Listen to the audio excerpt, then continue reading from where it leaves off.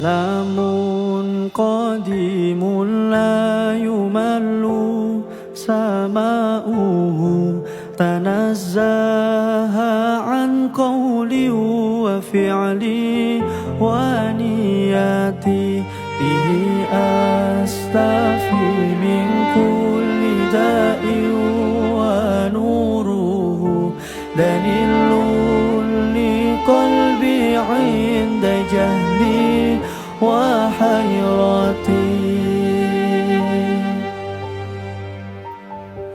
Kawula cilik padha nelongso sandang pangane dikurangi, kaum wanita diperkosa, kaum priya padha disiksa.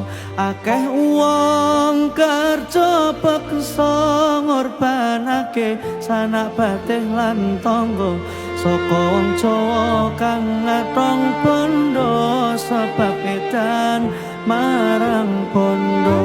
Kalamun qadimun la yumallu sama'uhu tanazzaha an qawli wa fi'li wa niyati bihi astafi min kulli da'i wa nuruhu dalilun li qalbi 'inda jahdi wa hayrati.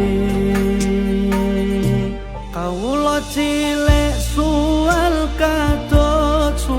katut goni punika, agemane saben wengi lan saben rina, kukur sambat saben dina, sebab pasrakae panggedhe padha mikir weteng